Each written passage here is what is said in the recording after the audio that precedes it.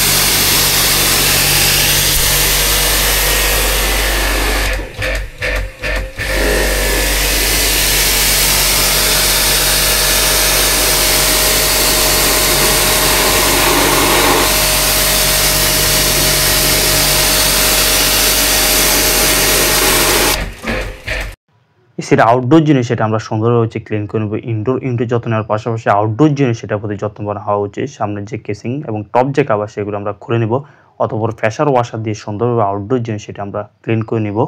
এসির আউটডোর জিনিস সেটার যে কেসিং সেগুলো আমরা খুলে নিয়েছি, সুন্দরভাবে আউটডোর জিনিস সেটা আমরা ক্লিন করে নেব। আউটডোর ইউনিট ক্লিন সময় খেয়াল রাখতে হবে পিসিবিতে যাতে কোনোভাবে পানি প্রবেশ না করে। আর কেসিংয়ের যে কন্ডিশন, কেসিংয়ে মোটামুটি ভালোই ময়লা জমেছে। আর ইনডোর ইউনিটের যে কেসিং সেগুলো আমরা সুন্দরভাবে ক্লিন করে নিচ্ছি।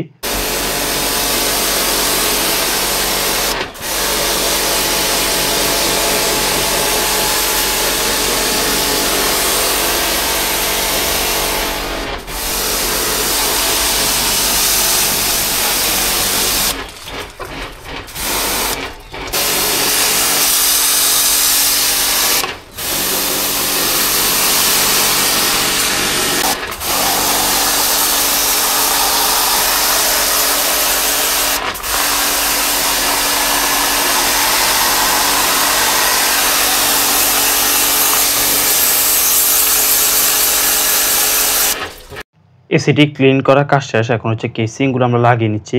কেসিং লাগানো হয়ে গেলে আমরা এসিটি চালিয়ে এটার কুলিং যে পারফরম্যান্স সেটা আমরা আজকের ভিডিওতে আমরা ক্লিন করেছিলাম সিঙ্গার ব্র্যান্ডের 1.5 টনের ইনভার্টার এসি। এসিটা এখন চালিয়ে এটার কুলিং যে পারফরম্যান্স সেটা আমরা টেস্ট করে নিচ্ছি। এসি থেকে ভালো সার্ভিস পেতে নিয়মিত এসি জিআর ফিল্টার সেটা পরিষ্কার রাখুন। এটার কুলিং যে পারফরম্যান্স সেটা পারফেক্ট ছিল। আমরা বাইরে গিয়ে আউটডোর জিনিস সেটা পর্যবেক্ষণ করে দেখছি এটা আউটডোর জিনিস সেটা ভালোভাবে সার্ভিস দিচ্ছে। এই ছিল আমাদের আজকের ভিডিও। দেখা হবে নতুন কোনো ভিডিওতে। ভালো থাকবেন। আল্লাহ হাফেজ।